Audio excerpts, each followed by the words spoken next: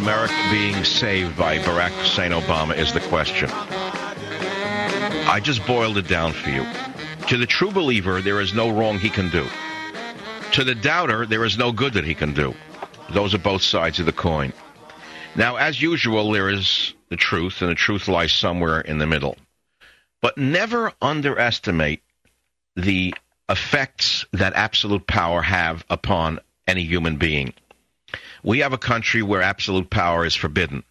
In fact, we all well know that we were supposed to have a nation where there was a balance of powers, a separation of powers. And we increasingly see, and it didn't start with Obama, but it may end with Obama unless this man is called out for what he is doing to this country.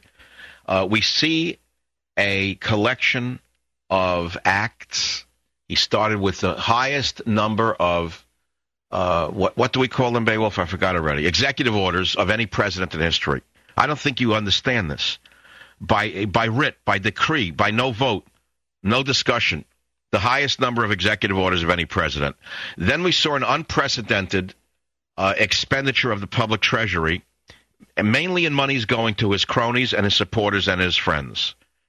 And then an expansion of government in dangerous ways, as you can well understand. It is not a healthy picture. And if you project this storyline out over 4, 8 or more years, we see the end of freedom in this country, those of us who understand what we're talking about. And some of us do understand what we're talking about. Many of you don't understand where we are. A report just came out on the Drudge Report. His headline is something to the effect that, 30 million Americans are on 30 million are on the antidepressants. How many years have I told you that most of America is drugged? His headline is 27 million Americans on antidepressants. Well, I'm not shocked by that number. I thought it was higher. Now, if you add to the number of people who are on drugs, mind-altering drugs called antidepressants, you add to that the number of people who are on pot, you add to that the number of people who are on illegal drugs such as cocaine or amphetamines or speed or crank, you add to that list the number of people who are drunk most of the time, and what you have is a nation of slaves. We have an enslaved nation, a nation enslaved by drugs, legal and illegal, being manipulated by a gang from Chicago, in cahoots with the media. The government media complex is running this country in a way the country was never set up to be run. You can call it socialism, but that has almost no meaning. People say, oh, he isn't a socialist. He is a socialist. There are many varieties of socialism. I don't know why that's so hard to understand. I'm the first one in the media, by the way, particularly in talk radio, to have started to talk about socialism. 5 years ago, I tried to educate you. I talked about Leninism. I talked about Trotsky. It went over. Everyone said, no one listened to me. Of course he's a socialist. Not is he a socialist? He is.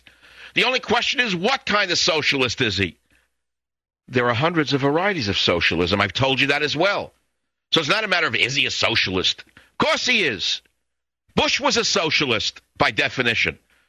A year before the election, I called Bush a fiscal socialist. Again, no one listened to me. Bush expanded the government in a way that was unbelievable. He should have been stopped by his own party. But they were having too good a party, weren't they? The Republican crooks never had it so good. So they didn't say anything. They looked the other way while they expanded government in ways that was never intended to expand. So let me give you an example so you understand where I'm coming from and where this country should be and where it must go in order for us to survive and our freedoms be maintained. I'm reading a book on offshore sailing off the coast of California, or boating off the coast of California. And they go back to Richard Henry Dana, one of the earliest chroniclers of the beautiful coast of California. And some others, some surveyors from the 1800s, writing about various coastal towns and whatnot. And they write about Santa Barbara in the period of like 1815, 1820, before it was a city. And it says that they were having a tough time making ends meet in this little town of Santa Barbara. And the people were barely getting by selling lumber and hides and whatever else. Barely getting by. And I said to myself, wait a minute, how did we wind up with a government run by crooks who don't produce a damn thing themselves? Nothing. They produce nothing, and yet they write checks to their friends and create bigger programs and give their friends jobs. They call in guys who are criminals, give them a job in the White House, and then tell them, here's $50 million, go hire a staff. Where'd the money come from? Came from us. How did it come from us? because we don't have a representative government anymore. I don't know when it ended. I don't exactly know when it ended. You think we have a representative government? You're living in dreamland. You're either one of the 27 million Americans on Prozac or an antidepressant, or you're a drunkard, or you're a pothead, or you're a drug addict, or you're a porn addict, and you don't even understand that you are a prisoner. You are a slave.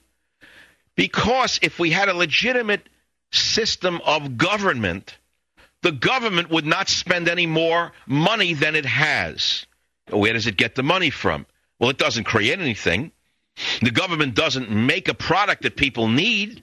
All it does is make more government, which is not a product.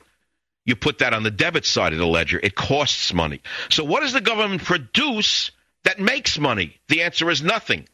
It's the people who produce the products and the services. And the most productive amongst us are the most heavily taxed. So that the highest number of dollars that go into the hands of the gangsters in Washington come from those of us who are the most productive. And naturally, the bums on the bottom, or those who pay no taxes at all, or those who are living off the fat of the land, like that system. They want more freebies. They want the government to take from those of us who work and give to those who don't work. But the way this ends is that the country dies.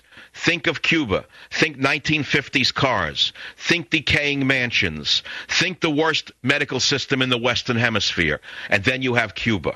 Well, next to Haiti. Amongst the worst medical systems in the Western Hemisphere is the glory garden of Cuba's socialism. Think of Cuba, where secretaries will go out with a visitor from Canada or America for a Coca-Cola and a dance and then go home and have sex with that person because the Coca-Cola and the dance are so expensive. So if you want to see an America like that, you're on the right track. Savage.